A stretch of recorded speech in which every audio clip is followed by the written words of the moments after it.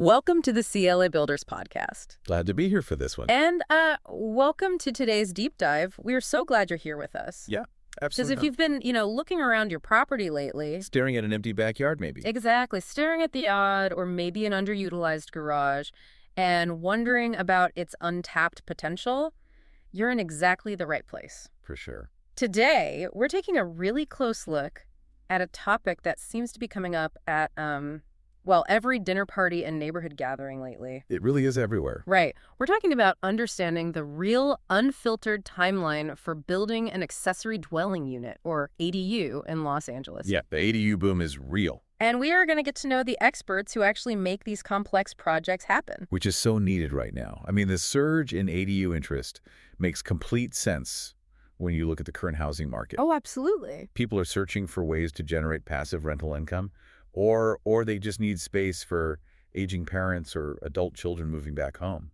Multigenerational living is huge right now. Right. But taking on a construction project in a major metropolitan area is, it's no small feat. Not at all. Having a transparent roadmap before you start tearing up your lawn is essential.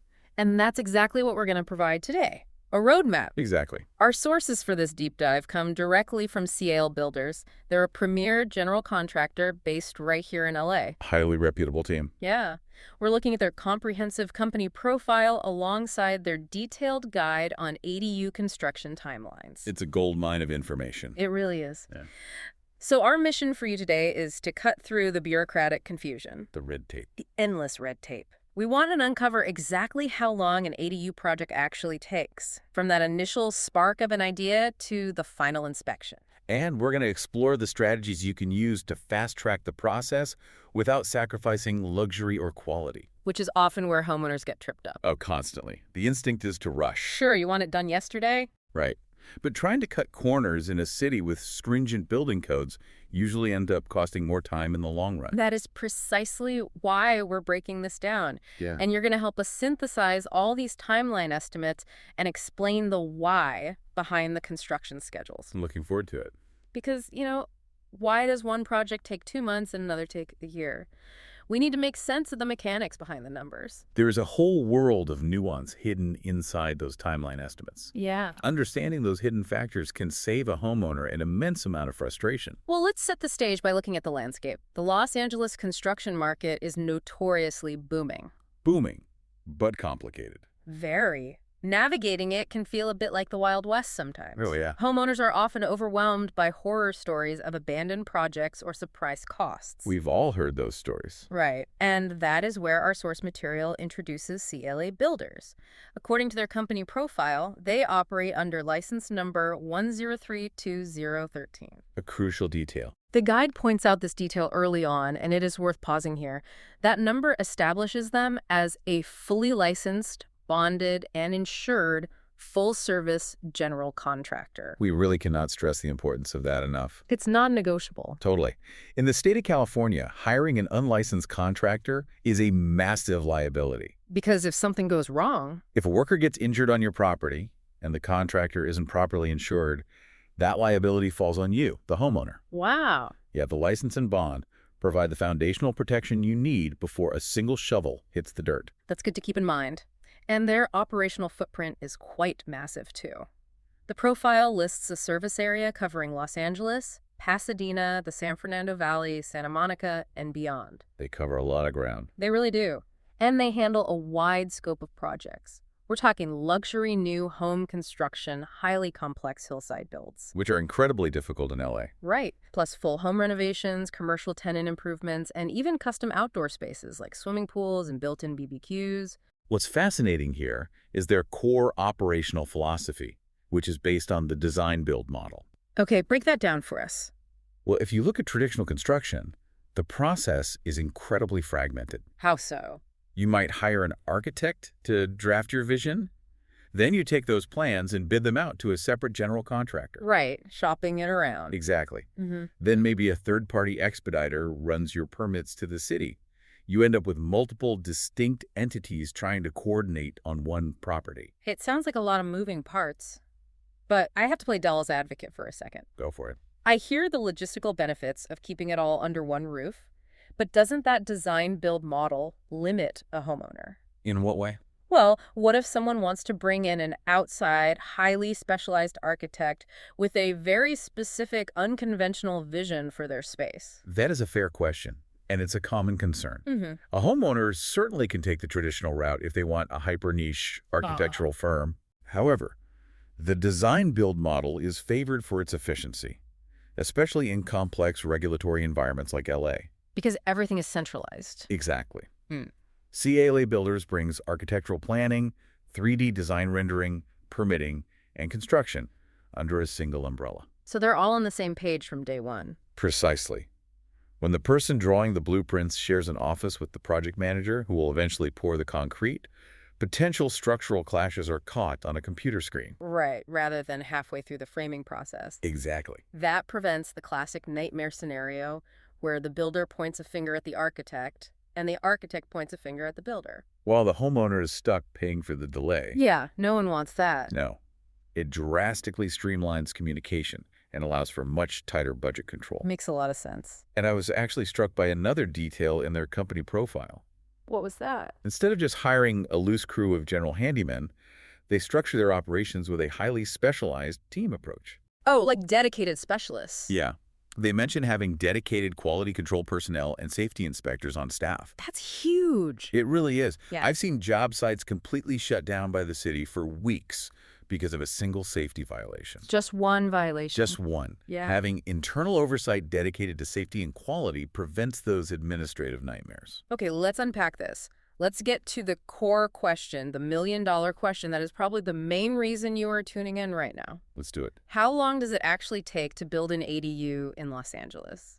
The hard data provided in the CLA Builder's Guide gives us a clear baseline. Wait. Typically, you're looking at a window of 6 to 12 months from start to finish. Wow. 6 to 12 months is a massive swing. Half a year versus a full year. How should a homeowner interpret that? You have to interpret it by understanding the life cycle of a construction project. Okay, walk us through that. That 6 to 12-month estimate isn't just the physical construction time. Right, it's not just the hammers and nails. Exactly. It's not just the weeks the crew is on site making noise. That window encompasses the entire journey. The whole A to Z. Yes. It includes the initial architectural design, the often lengthy permit approval process with city planners. You'll definitely get into that. Oh, we have to. And it includes the actual physical build and the rigorous final inspections required by the city to declare the space legally habitable. So it's the full bureaucratic and physical life cycle. Exactly. The sources make it very clear that the timeline heavily depends on the path you choose, right?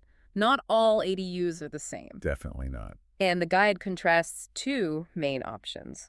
Let's look at the fast track first, garage conversions. The most popular option for speed. Right.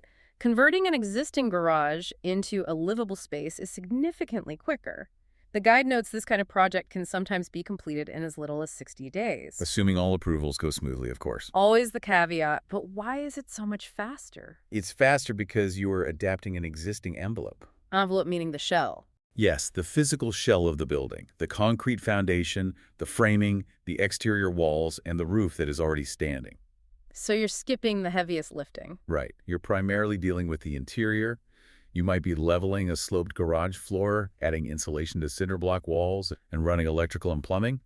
But the core structure is there. Contrast that with the other major path, which is building a new detached ADU from the ground up. The long game. The long game indeed. Building a detached ADU pushes you firmly into that 6 to 12-month territory. You're essentially starting from dirt. Starting from dirt. The best analogy I can think of to explain this difference to you is comparing a major kitchen remodel to building a whole new house from scratch. That's a great way to put it. Right. When you convert a garage, you're working within a box that already exists, much like gutting a kitchen. But building a detached ADU is literally building a brand new, freestanding, tiny house in your backyard. That analogy hits the nail on the head. When starting from dirt, the property has to be surveyed. You have to grade the land, dig footings, pour a new concrete foundation, frame the walls from scratch, and install a brand new roof. It's a massive undertaking. The sheer volume of labor and raw materials required is vastly larger, and the timeline reflects that physical reality. But regardless of whether you're retrofitting a garage or building from dirt, our sources highlight one phase of the project that acts as a universal bottleneck. Ah, yes. The waiting game. I am talking about the permitting process. Just getting the needed building permit from the city can take anywhere from 60 to 120 days. That is universally the most frustrating part of the process for homeowners. I can imagine. You've signed the contracts, you're excited to begin, and then nothing happens on the property for 3 or 4 months. Just crickets. But there's a reason for it, right? There's a reason. Los Angeles has incredibly complex building codes.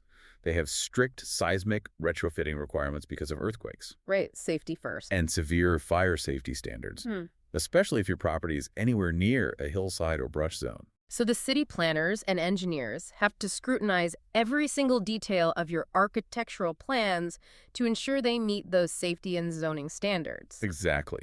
I've seen homeowners try to act as their own general contractor to save some money on the front end. How does that usually work out? They submit their plans, and their permit gets rejected and delayed for 3 additional months, simply because they didn't properly map out the root system of a heritage oak tree in their backyard. You have to map out tree roots.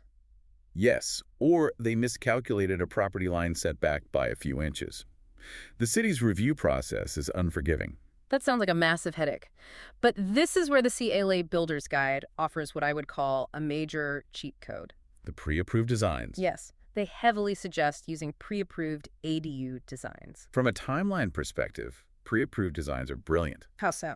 When an architect draws up a custom plan, the city has to manually review the structural engineering from scratch. Right, they have to do the math. But the city of Los Angeles has a program where certain architectural plans have already been reviewed, vetted, and rubber-stamped by the city engineers. So the structural integrity is already pre-certified. Yes. If you select one of these pre-approved designs for your project, it acts as a fast pass through the bureaucratic queue. Like cutting the line at a theme park? Sort of. Yeah.